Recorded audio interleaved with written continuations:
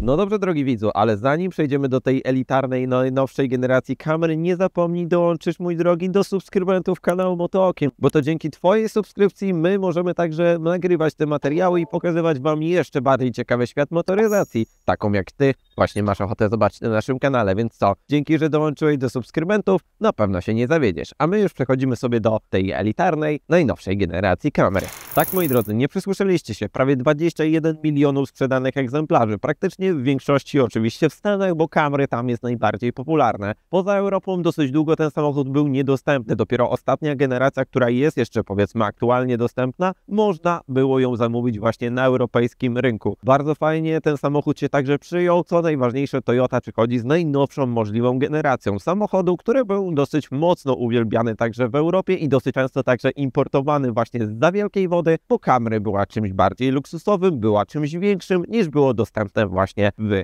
Europie. 9 generacji, z czego najnowsza, 9. generacja jest dostępna także z najnowszym układem hybrydowym, który dosyć mocno ma także zmieniać oraz przywędrowało tutaj dosyć sporo technologii. No i co najważniejsze, studio Calty, czyli studio amerykańskie, które bezpośrednio zaprojektowało ten samochód, a nie miało prostego zadania. Przed studiem Calty nieproste było wyzwanie, ze względu na to, że nie mogli za dużo zmienić. Camry jest naprawdę ikonicznym już, powiedzmy, samochodem. Nie mogli także zgubić tej luksusowej strony tego samochodu, jeśli chodzi o dosyć długiego, przyjemnego, luksusowego sedana. No i to, myślę, się także udało. Musieli zmienić trochę rzeczy, żeby oczywiście unowocześnić oraz uatrakcyjnić tą najnowszą 9. generację i trochę poszaleli oczywiście, jeśli chodzi o kolorystykę oraz pozmieniali kilka detali, które są bardzo ważne. Kolorystyka nowych 8 kolorów, z czego Precision Bronze, który jest bardzo charakterystyczny. Mogliście zobaczyć go na pewno także na przeróżnych nowych reklamach, jeśli chodzi o właśnie najnowszą Toyotę Camry. Bardzo nowoczesny kolor, który, myślę, mocno uatrakcyjni także tą klasę biznesową, w której panuje dosyć bardzo stonowany styl, jeśli chodzi o kolorystykę. Tutaj w przypadku naszego samochodu jest to kolejny kolor, który przywędrował do Camry. Jest to Precision Metal, który bardzo ładnie, charakterystycznie nawiązuje do tego, co mogliście na przykład zobaczyć na naszym kanale, jeśli chodzi o Lexusa ES 300H. Stalowy jest bardziej szary, ale na bardzo charakterystycznie podkreśla wszystkie dosłownie linie, jakie są zawarte w Camry. Camry zmieniło się dosyć mocno także z przodu. Zobaczcie na ten pas przedni, który został kompletnie zmodernizowany. Poszerzono go także bardzo mocno optycznie, poszerzono także oczywiście przedni zwis, po to, żeby nadać jeszcze bardziej luksusowości tego samochodu właśnie przez swoje gabaryty. Szerokość została uzyskana także przez ten zderzak, który mocno rozchodzi się też na boki. Podkreślono to wszystko tymi szerokimi światłami, w których ukryto bardzo ładne, nowoczesne oświetlenie LEDowe. Mamy także 2 segmenty świetne, które odpowiadają za świecenie światłami LEDowymi. Niestety tutaj nie dostaniecie jakkolwiek świateł matrycowych. To pozostało zarezerwowane tylko i wyłącznie dla Lexusa ES-a, czyli dla tej droższej marki. Nie wyciemnione także klosze. To wszystko robi bardzo przyjemny także look, co podkreśla całość tej nowoczesnej stylizacji. Charakterystycznie ukształtowane zderzaki, to wszystko musi nawiązywać do nowego CHR-a, czy także do nowego Priusa. Szeroki także grill z delikatnymi nawiązaniami do Lexusa w formie takich małych rąbów i co najważniejsze bardzo długa oraz także niesamowicie mocno zjeżdżająca maska za pomocą tego przedniego noska, na którym pojawiło się logo Toyoty, delikatnie lewitujące w powietrzu za pomocą tego podcięcia w kolorze dosłownie kontrastującym, a także ukryto tutaj kamerę do systemu 360 stopni, bo od teraz także w najnowszej kamery przywędrowało trochę więcej technologii, że pokazuje tonowalność oraz luksusowość tego samochodu, bo w końcu ma trafiać także do klasy biznesu. Myślę, tutaj się to mocno udało.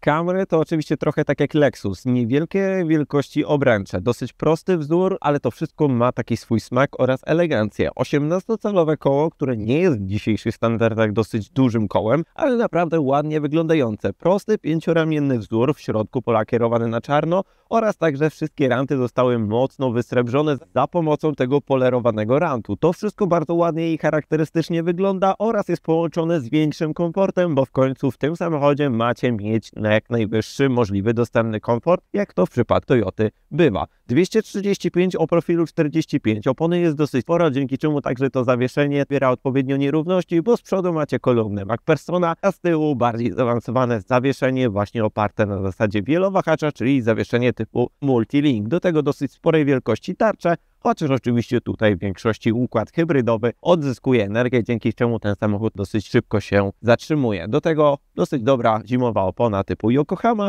i to wszystko razem ze sobą bardzo ładnie gra. I co najważniejsze, ten prosty wzór pasuje do całej tej eleganckiej stylizacji. No dobra, czas moi drodzy na gamę silnikową. To w przypadku Camry za dużego wyboru nie macie. Jak to w przypadku Toyoty jest dostępny jeden silnik i jest to tylko i wyłącznie układ hybrydowy, więc niestety nie oczekujcie tutaj dużych pojemności, bo te czasy się dosłownie skończyły już w poprzedniej generacji. Aktualnie dostępny tylko i wyłącznie układ hybrydowy. Dosyć dobry, 2,5-litrowy silnik w połączeniu z silnikiem elektrycznym daje bardzo przyjemne 230 koni, z czego macie naprawdę bardzo przyjemny wzrost, bo to jest wzrost o okolice 6% względem tego, co było dostępne. W poprzedniej generacja 218 koni. Bardzo przyjemny samochód, dosyć dobrze jeżdżący, ale z dynamiką dosyć dużo nie miał wspólnego. Teraz te dodatkowe kilkanaście koni, które tutaj przywędrowało, faktycznie daje drugie życie temu samochodowi, bo jest bardziej elastyczny i jest do tego przyjemniejszy. Ale co najważniejsze, to jest najnowsza generacja, 5, jeśli chodzi właśnie o układ hybrydowy, którym Toyota się chwali, że dosyć dużo zostało zmienione i co najważniejsze, efektywność paliwowa poszła w naprawdę jeszcze lepszą stronę. A za efektywność paliwową odpowiada tutaj najnowsza 5. generacja układu hybrydowego, czyli jeszcze bardziej precyzyjna i jeszcze lepiej dopracowana. Zmieniono tutaj dosyć sporo rzeczy. Pod maską nadal tradycyjnie 2,5-litrowy silnik, tak jak w poprzedniej generacji, o mocy okolice 130 paru koni. Dodatkowo silnik elektryczny i łącznie macie wtedy z tych 4 cylindrów oraz tego silnika elektrycznego prawie 230 koni. To jest wzrost o okolice 6%, czyli mamy tutaj z 218 koni, które były w poprzedniej generacji, 230 koni. I to robi sporą różnicę ze względu na to, że Camry stała się o wiele szybszym i bardziej dynamiczniejszym samochodem. Teraz zamiast 8,2, 8,3 sekundy mamy przyspieszenie w okolicach 7,2 sekundy do pierwszej setki, co faktycznie dla Was żeśmy także sprawdzili.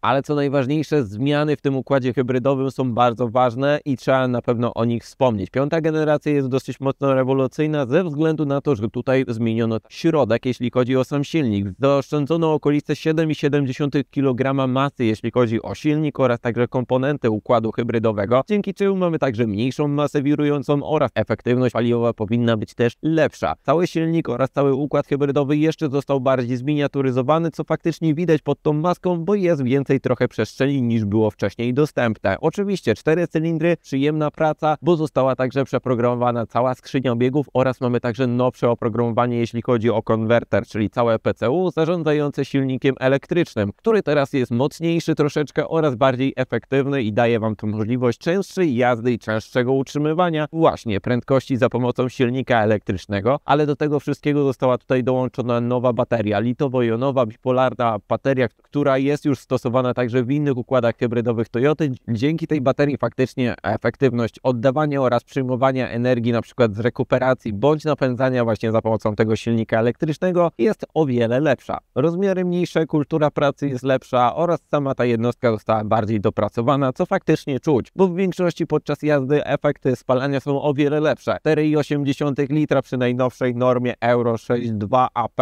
bo mamy tutaj bardzo rygorystyczną teraz normę, jeśli chodzi o emisję spalin, to Toyota wszystko oczywiście to zdaje śpiewająco. Okolice 5 litrów nie jest większym problemem, żeby uzyskać w trybie miejskim lub też mieszanym. W zimę okolice średnie spalanie wędruje do okolic 5,8 litra. W trasie 6-6,5 litra, bo jak jedziecie 140 km na godzinę, to w końcu 2,5-litrowy silnik musi chociaż trochę się obudzić. Tu jest dosyć duży plus Camry względem aktualnego Lexusa ES-a, bo tam dostajecie 4. generację, a w Camry macie już najnowszą 5. generację, która widać zmienia dosyć sporo.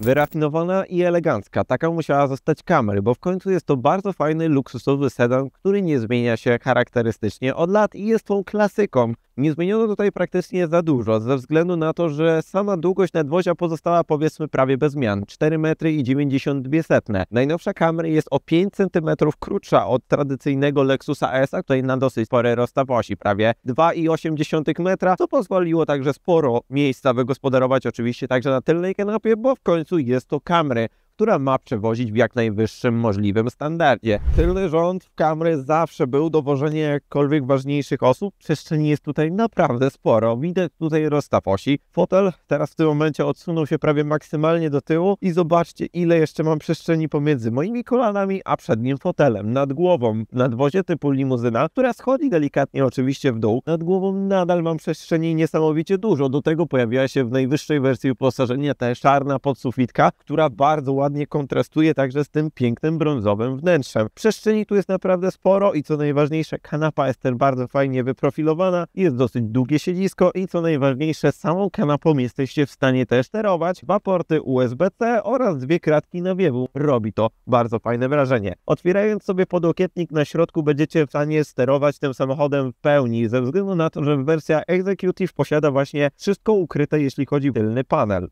A po włączeniu tego tylnego panelu jestem w stanie sterować sobie tutaj temperaturą, jestem w stanie sobie sterować też multimediami. Dodatkowo pojawiła się tutaj możliwość sterowania podgrzewaniem tych skrajnych 2 foteli, czy możliwość sterowania też pochyleniem oparcia za pomocą dosłownie jednego kliknięcia, więc mogę być tutaj bardziej wypionowany w momencie, kiedy chciałbym coś pisać bądź pracować na komputerze, a w momencie, kiedy chciałbym się bardziej zrelaksować, to w Camry oczywiście też jest to możliwe, ze względu na to, że jestem w stanie sobie o wiele wygodniejszą pozycję także przyjąć. Roletki, jeśli chodzi o szyby, mamy możliwość zapięcia tutaj manualnie, mamy miejsce na odłożenie dosłownie naszego telefonu, miejsce na odłożenie jakkolwiek butelki i dodatkowym elementem możliwość zasłonięcia sobie tylnej części za pomocą rolety. A kiedy chcecie przewieźć troszeczkę większą ilość osób, no to zawsze możecie go złożyć. Co najważniejsze, macie także tu możliwość przewiezienia dłuższych przedmiotów, takich jak narty, ze względu na to, że jest też przelot. I to na pewno będzie świetny samochód, który będzie komfortowo wozić niejednego pasażera właśnie na tej tylnej części. Co najważniejsze, wygodnie i przyjemnie się także z niego wysiada. Tutaj ta klasyka mi się niesamowicie mocno podoba. Delikatnie poszerzono całe nadwozie, minimalnie zjechano w dół i co najważniejsze, praktycznie jedno charakterystyczne przetłoczenie podkreślające tą klasykę, jeśli chodzi właśnie o sedana. A tak to nadwozie nie zmieniło się prawie w żadnej formie. Ale wszystkie te linie schodzą się do tylnej części nadwozia, która dosyć mocno została przeprojektowana. Widać tutaj o wiele bardziej poszerzone całe nadwozie. Widać, że projektanci chcieli pokazać szerokość tego samochodu. I faktycznie to udało. Oprócz także charakterystycznie schodzącej linii dla sedana, czyli dosyć długiej szyby, krótkiego zwisu, jeśli chodzi o tylną część i klapę, charakterystyczne, nowoczesne, w literę C ukształtowane światła, które mocno ciągną się właśnie w stronę środkową, jeśli chodzi o napis modelowy Camry, oraz logo też Toyoty. Bardzo ładne, nowoczesne światła LEDowe, które dosyć charakterystycznie, bardzo nowocześnie odmładzają całą tą stylistykę. W większości jest tu bardzo mocno klasycznie i postanowiono tutaj nie zmieniać dosyć dużo i nie robić nie wiadomo jak mocnej rewolucji. Mamy nową czcionkę z nowym napisem, nie nowszy emblemat, jeśli chodzi o układ hybrydowy. Bardzo prosto narysowaną także dolną część, jeśli chodzi o zderzak.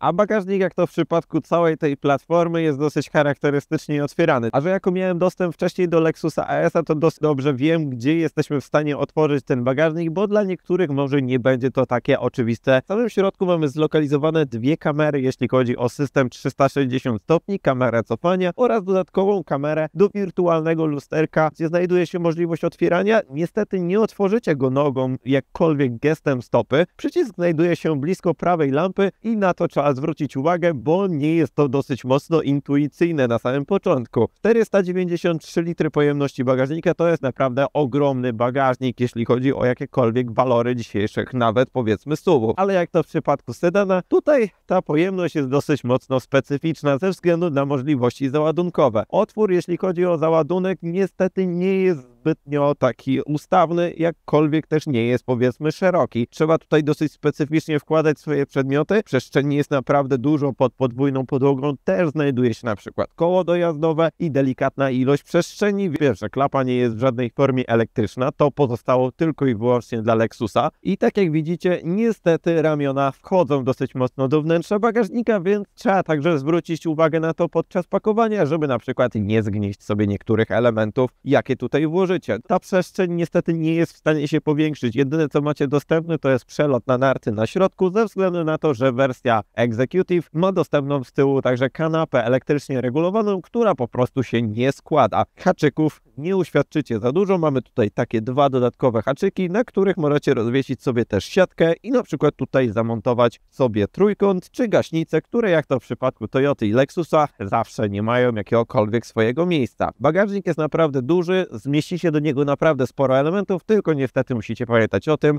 że muszą być takie, żeby dosłownie przez ten otwór przeszły. Nadal niestety wygłuszenia od góry brak, chociaż na szczęście tam został umocowany głośnik od systemu JBL. Oświetlenie nadal jest marne i to, że muszę to zrobić ręcznie, zamknąć klapę, no to trochę już jest słabe, jeśli chodzi o klasę biznesową.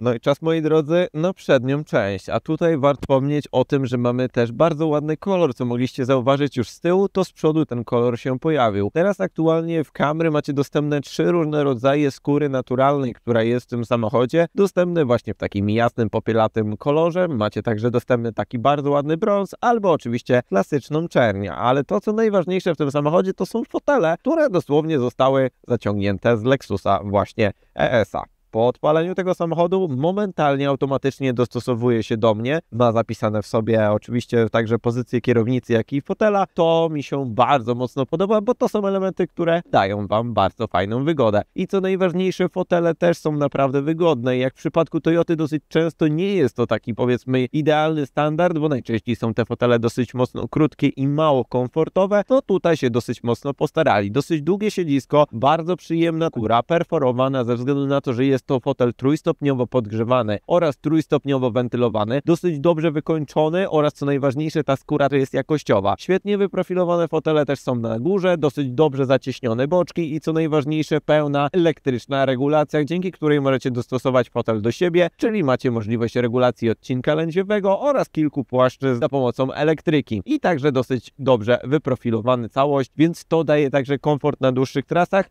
bo w Camry naprawdę przyjemnie się z tych foteli korzysta i na pewno nie wyjdziecie z tego samochodu zmęczeni nawet po dłuższej trasie. A po wejściu do Camry dosyć mocno tutaj czuć Lexusa. Dosłownie pachnie podobnie jak Lexus. Jak zaczynacie się tutaj rozkosztować, jeśli chodzi o materiały, nie powiem, że zaczyna się tu bardzo mocno zbliżać do Lexusa, chociaż nie jest to aż taki wysoki poziom w przypadku ES-a, bo jednak tamte drobnoste materiały, nawet klamki, były jakimś takim małym, powiedzmy, dziełem sztuki, które jakoś tak wyglądało jeszcze lepiej. Nie mówię, że w Camry jest źle, bo wszystkie te materiały, które są tutaj zastosowane, one są naprawdę świetnej jakości. Wszystko co dotkniecie jest w większości bardzo przyjemnie miękkie i to jest ogromna zmiana względem tego co było dostępne wcześniej. Poprzedni samochód widać był mocno skierowany i zaprojektowany pod Amerykanów, którzy nie potrzebują powiedzmy aż takiego wysokiego wykończenia i te plaski były bardziej twarde. Wszystko czego dotkniecie jest powiedzmy naprawdę przyjemnie wykończone, z przyjemnych także materiałów.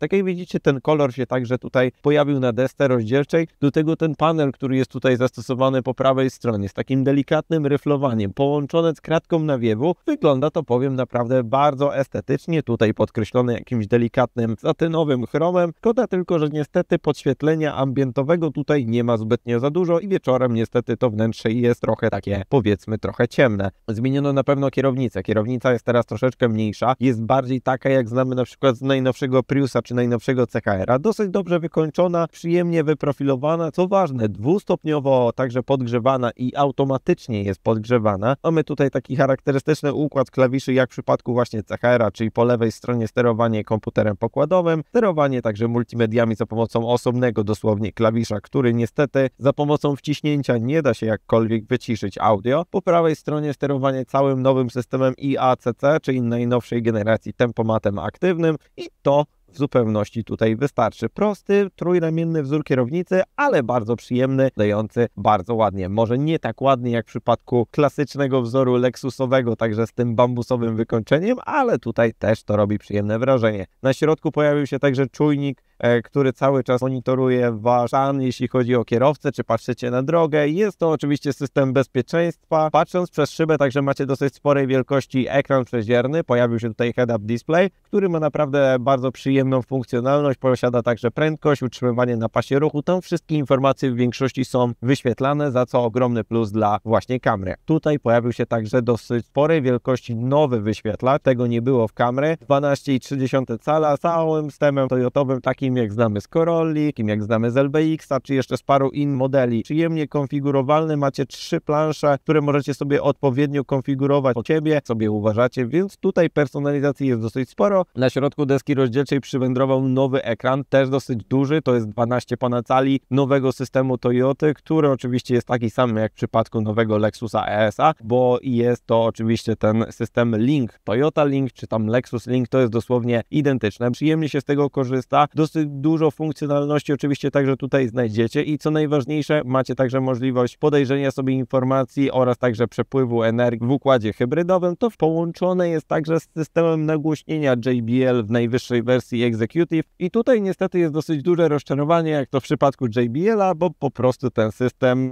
nie gra zbytnio jakoś przyjemnie. Wystrojenie go za pomocą tego ekranu też niezbytnio za dużo robi różnicy, więc jeśli chcecie audiofilski system, no to idziecie do Lexusa i kupujecie ES-a, bo tam jest Mark Levinson. Pojawił się także tutaj bezprzewodowy Android Auto bądź Apple CarPlay i to jest najfajniejsza funkcja ze względu na to, że po prostu korzystacie ze swojego telefonu, który tutaj pod spodem na ładowarce indukcyjnej się ładuje, a wy korzystacie sobie z map googlowskich, z Apple CarPlay czy Android Auto. Jedno i drugie jest w wersji bezprzewodowej. Pod spodem bardzo kompaktowy układ klimatyzacji, widać typowo lexusowy, nie toyotowy, bardziej lexusowy. Mamy trójstopniowo podgrzewane fotele, mamy wentylację trójstopniową, wspomniałem podgrzewanie automatyczne kierownicy za pomocą tego przycisku. Niestety fotele nie są automatycznie podgrzewane, tak jak w przypadku było tutaj Lexusa. Tu musicie zrobić to już tylko i wyłącznie ręcznie. I guzik, którym możecie się troszeczkę zmylić, że macie podgrzewaną przednią szybę, ale niestety nie. To jest tylko i wyłącznie podgrzewany pas wycieraczek i dosyć duża przestrzeń. Tak jak widzicie, odgrodzona dosyć mocno od pasażera. 2 miejsca na kubeczki, to naprawdę sporej wielkości, może nie tak dużej jak były kiedyś, ale dosyć dużej. Wybierak do skrzyni biegów, także nowe kamery od systemu 360. Widać, że są takie same jak w przypadku Lexusa, bo są naprawdę bardzo przyjemnej jakości. Kilka przycisków odnośnie trybów jazdy Eco, Normal i Sport. Przycisk Auto Hold ze względu na to, że musicie go za każdym razem aktywować, bo Toyota nadal się tego nie nauczyła. Ogromny podłokietnik, naprawdę długi, przyjemny podłokietnik, dzięki któremu możecie naprawdę przyjemną pozycję zabrać za kierownicą tego pojazdu. Przeszyty także kontrastującą tą nitką w kolorze brązu. Potem ogromna przestrzeń, na którą możecie wykorzystać sobie jakkolwiek na wasze przedmioty i złącze 12V. Ostatnim elementem, który możecie mieć w najwyższej wersji wyposażenia, to jest lusterko. Po załączeniu funkcji elektronicznej mamy obraz kamery, która jest zlokalizowana właśnie na tylnej klapie. Działa to naprawdę bardzo fajnie, trzeba się do tego przyzwyczaić, ale uważam, że w sedanie, który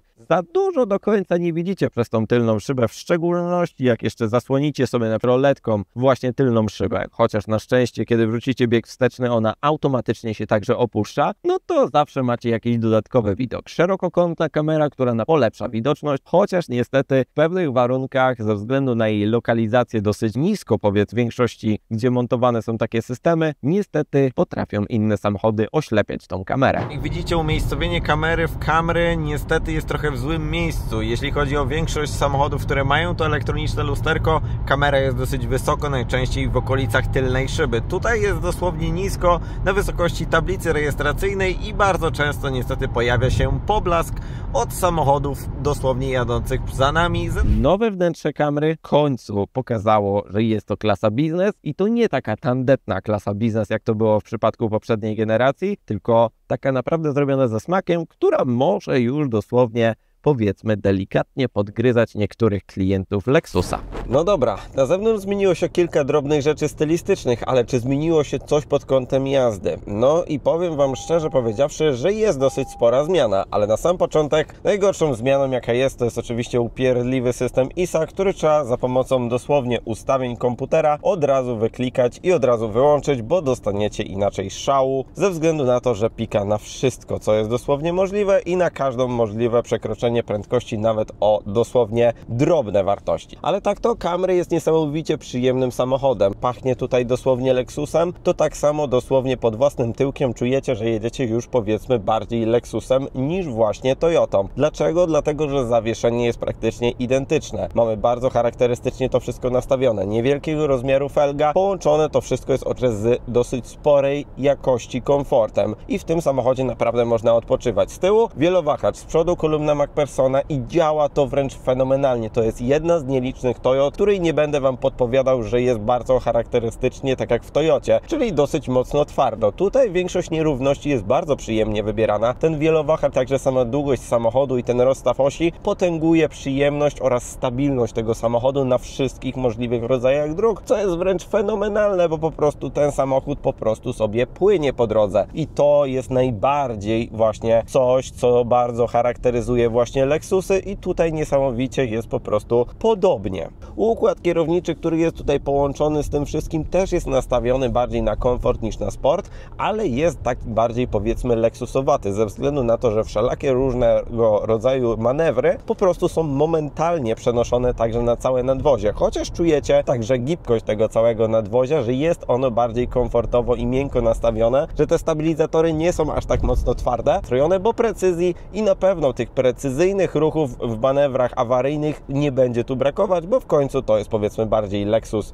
niż Toyota. Jest naprawdę przyjemnie, jest naprawdę komfortowo, to wszystko Was nastraja bardziej do powolnej jazdy niż do zachrzaniania tym samochodem, ale sam silnik i ten układ hybrydowy, bo to najważniejsze jest, co zostało zmienione i jednak jest dosyć sporą zmianą, którą warto oczywiście Wam także tutaj wspomnieć. 2,5-litrowy silnik niby nie zmienił się w pojemności, niby nie zmienił się w mocy, ale cały układ hybrydowy dostał trochę więcej mocy. Te 15 powiedzmy koni dodatkowych robi z tego samochodu o wiele przyjemniejszą oraz bardziej zgraną maszynę z całą tą długością oraz także masą, bo masa jest 200 kg mniejsza względem tego, co na przykład jest w ES-ie, chociaż o tym Wam zaraz opowiem dlaczego. 1500 kg napędza ten samochód bardzo przyjemnie i naciśnięcie pedału przyspieszenia jest naprawdę bardzo dynamiczne i to wszystko robi naprawdę przyjemne pierwsze wrażenie ze względu po prostu na to, że tej dynamiki trochę tutaj jest. Dynamiki tutaj kompletnie nie brakuje, bo kiedy naciśniecie ten pedał przyspieszenia, ten samochód naprawdę bardzo przyjemnie się zrywa. Te 15 koni widać, że go po prostu także odmłodziło pod względem właśnie przyspieszenia. No w końcu 7,2 sekundy. Sekunda szybciej w przyspieszeniu czasem potrafi zrobić naprawdę bardzo przyjemne wrażenie. I tutaj to robi, bo silnik elektryczny oraz cała bateria zostały po prostu też zmodyfikowane, są nowsze, są delikatnie mocniejsze i ta bateria jest w stanie też dostarczyć trochę większą ilość prądu. Ten silnik elektryczny jest także o wiele bardziej żwawszy. Praktycznie w większości do okolic 60-70 km na godzinę jesteście w stanie jeździć tylko i wyłącznie na napędzie elektrycznym, bo kiedy naciskacie pedał przyspieszenia, rzadko kiedy się uruchamia silnik spalinowy i możecie tak w większości sobie przyspieszać, ale kiedy pojawia się Wam wyższa prędkość w okolicach 100-110 km na godzinę, wtedy najczęściej już spokojnie silnik elektryczny wystarcza do tego, żeby tą prędkość powiedzmy utrzymywać, więc wszystkie sztuczki z odpuszczeniem nogi na pedale przyspieszenia oraz dołożeniem tutaj działają i nawet w tych trybach powiedzmy delikatnie autostradowych czy pozamiejskich bardzo często przez to jesteście w stanie wykorzystywać tą hybrydę, co robi bardzo dobre wyniki, jeśli chodzi o spalanie. A spalanie jednak w tym silniku jest najważniejszym elementem. Ogólnie najczęściej Toyota mówi tutaj o 4,8 litra. W zimę raczej ten wynik nie jest idealny do wykorzystania, chociaż najczęściej w lato myślę, że się te wyniki będą w stanie pojawić, w szczególności jak nauczycie się jeździć właśnie tym układem hybrydowym. Mi aktualnie, jeśli chodzi o komputer pokładowy z całego testu, mamy aktualnie 5,8 litra z ponad 700 prawie kilometrów, które zrobiliśmy, więc tutaj naprawdę jakby to jest pokazane, że mamy tutaj 2,5-litrowy silnik, mamy sporo mocy, dosyć sporą pojemność, a spalanie praktycznie takie samo jak w Corolli z silnikiem 1.8 bądź nawet i 2.0. To są bardzo podobne wartości spalania, a jednak mamy segment wyżej. Ten układ hybrydowy jest w stanie częściej właśnie napędzać tylko i wyłącznie koła za pomocą silnika elektrycznego. I co najważniejsze, skrzynia biegów CVT, która jest odwieczną zmorą, jeśli chodzi o Toyoty, ze względu na akustykę, chociaż bardzo dużo ludzi się już do niej przyzwyczaiło i wie, jak korzystać z tego układu, żeby oczywiście nie generował aż takiego tego nieprzyjemnego dźwięku przyspieszania. Chociaż hamowanie także w tym samochodzie jest dosyć mocno przyjemne. Te hamulce są naprawdę wystarczające i układ rekuperacji też jest z nimi jeszcze lepiej zgrany, bo widać, że dzięki temu, że mamy tutaj nowsze oprogramowanie komputera pokładowego, on także wykorzystuje sobie radar aktywnego tempomatu do tego, żeby wcześniej zacząć już hamować, czyli Wy nie musicie zbytnio się już o to martwić, żeby wydłużyć proces hamowania, żeby na przykład odzyskać jeszcze więcej energii. Teraz cały ten system dba właśnie o to za Was. Ale wracając do skrzyni biegów, skrzynia biegów została bardziej i przyjemniej także sprogramowana. Jest jeszcze bardziej nastawiona na symulowanie tradycyjnej skrzyni biegów niż tego charakterystycznego wycia niczym ze skutera. W pewnym momencie, kiedy dociskam mocniej pedał przyspieszenia, silnik momentalnie wchodzi na przykład z 2 na 3, a potem na 4000 obrotów. Widać, że ta charakterystyka i oprogramowanie zostało bardziej dostosowane do tego, co mówią klienci, że chcieliby lepszą symulację właśnie takiej naturalnej skrzyni biegów ze względów w szczególności także jeśli chodzi o dźwięk i charakterystyczne, powiedzmy, wycie skrzyni CVT. Tutaj jest naprawdę to widać mocno poprawione, chociaż nie mówię, że go kompletnie nie ma, bo niestety występuje, ale przepraszam bardzo, w tych samochodach raczej szybko się w miarę dochodzi do prędkości, czyli coś takiego, i następnie się odpuszcza nogę z pedału przyspieszenia i dokłada po to, żeby jednak wymusić jazdę na silniku elektrycznym. Ale żeby nie było tak kolorowo, dosyć jest spora różnica pomiędzy Lexusem ES-em, w szczególności jak mieliście okazję nim pojeździć, a właśnie Toyotą Camry. W szczególności właśnie chodzi tutaj o te 200-250 kg masy, o której Wam już wspomniałem. Ze względu na to, że w tym samochodzie niestety obcięto wygłuszenie, co jest dosyć mocno słyszalne. W momencie, kiedy jedziecie w okolicach 60, 70, 80 km na godzinę, praktycznie może, powiedzmy, nie zauważycie aż tak dużej różnicy, ale kiedy podniesiecie poprzeczkę i zaczynacie przyspieszać do 100, 110, 120 km na godzinę, nagle okazuje się, że w tym samochodzie jest, jak to w większości, w każdej Toyocie, dosyć głośno. Niewygłuszenie dosyć do końca dobrze nadkoli. Niestety, świszczące lusterka, świszczące słupki już przy prędkości 120 km na godzinę to jest troszeczkę nieprzystające jak na tak duży i tak, powiedzmy, komfortowy samochód, który został właśnie zaprojektowany, żeby dostarczać jak największą ilość komfortu. Tutaj, no powiedzmy, nie do końca jest to świetnie zrobione ze względu na to, że po prostu obcięto wygłuszenia w drzwiach, a nie wspomnę już tutaj o lusterkach, które są tradycyjnym projektem Toyoty i niestety na samych końcach po prostu świszczą. Ale nie zmienia to wszystko faktu, że to jest naprawdę dobrze poskładany samochód. Macie nowoczesne systemy bezpieczeństwa, które tutaj przywędrowały. Najnowsza generacja systemów oczywiście Toyota Safety Sense, czyli mamy tutaj wszystkie możliwe radary, wszystkie możliwe ochrony, jeśli chodzi oczywiście o tylną, wzdłużną, czy także przodu przy na przykład wyjeżdżaniu z ciasnych miejsc. Mamy także kamery 360 stopni, aktywny tempomat z najnowszym oczywiście softem, jeśli chodzi o oprogramowanie, czyli już taki, powiedzmy, trochę ProPilot. Bardzo fajny system, który działa i widać w Toyocie on z generacji na generację jest coraz lepszy. Teraz aktualnie jadąc sobie autostradowym trybem spokojnie możecie puścić praktycznie kierownicę, a samochód niesamowicie mocno jedzie, przyklejony dosłownie pomiędzy dwoma liniami. I aktywny tempomat także ma większą precyzję, po prostu widać, że dostał nowsze oprogramowanie i to czuć. Jest większy komfort, jest większa przyjemność i trochę Wam się chce jeździć lekko wolniej, nie chce Wam się aż tak szybko jeździć. Chcecie korzystać z tego komfortu oraz także nacieszyć oczy tym przyjemnym wnętrzem. Słyszałem ciężarówkę. W Lexusie bym tego nie usłyszał. Nie ma tutaj żadnych podwójnych klejonych szyb, nie ma tutaj dźwiękochłonnej przedniej szyby, więc to też będzie robić sporą różnicę. I tak oto wyglądają, moi drodzy, wrażenia z jazdy, jeśli chodzi o pokład Toyoty Camry. Ja jestem bardzo mocno pozytywnie zaskoczony i widać tutaj, że Toyota przeszła pewną drogę z tym samochodem i mocno go dostosowała do aktualnego rynku, który też jest dla nich dosyć mocno ważny, czyli też Europy, w którym ten samochód się mocno sprzedaje w segmencie właśnie biznesowym.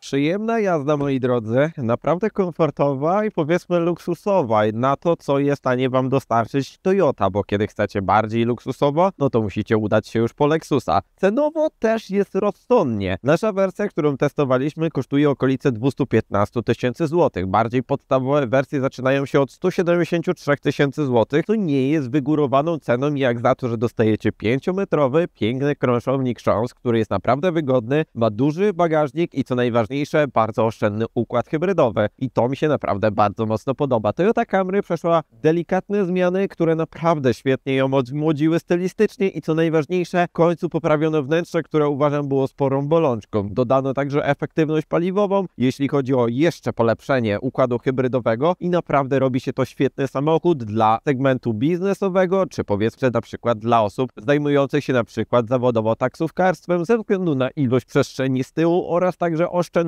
układu hybrydowego, a biznesmeni oczywiście też będą niesamowicie mocno zadowoleni, bo za tą kwotę naprawdę ciężko szukać już Lexusa, chyba że mówimy tutaj o egzemplarzach używanych, ale żebym teraz aktualnie opierał się nie o Toyota Camry, tylko o Lexusa S, tu musiałbym dopłacić co najmniej 100 000 złotych, jak nie więcej, ze względu na to, że Lexus S niestety zaczyna się od okolic 320 paru tysięcy złotych za naprawdę konkretnie już wyposażone egzemplarze i to robi naprawdę sporą różnicę. Toyota Camry jest bardziej dostępna, bardziej atrakcyjna cenowo, a także oferuje naprawdę bardzo dużo technologii już właśnie z Lexusa, a nadal zamyka to w jeszcze rozsądnej cenie i to mi się bardzo, bardzo mocno spodobało i w końcu Camry uważam jest taka, jak powinna być na europejskim rynku, czyli dopracowana w szczegółach, oszczędna i pokazująca klasykę i elegancję. I tak oto w skrócie wygląda, moi drodzy, Toyota Camry. Bardzo pozytywne zaskoczenie i bardzo przyjemny tydzień. Naprawdę luksusowy, komfortowy i elegancki, czyli to, co potrafi właśnie Camry w swoim najnowszym wydaniu. 9. generacja, naprawdę przyjemna i to także Wasza zasługa, ze względu na to, że bardzo chcieliście zobaczyć na naszym kanale właśnie najnowszą Toyota Camry, no to jest i ona. Ale bez Was by tego wszystkiego nie było, więc jeśli jesteś, mój drogi widzu, nowy na tym kanale, to nie zapomnij dołączyć do subskrybentów. Ten czerwony magiczny przycisk daje nam nowe możliwości i pokazywania Wam także jeszcze innych samochodów na naszym kanale, bo dzięki Wam my się także rozwijamy. 2 inne filmy także do zobaczenia na naszym kanale, a my się widzimy już w kolejnej produkcji Motookiem. Dzięki, do zobaczenia, cześć, hej!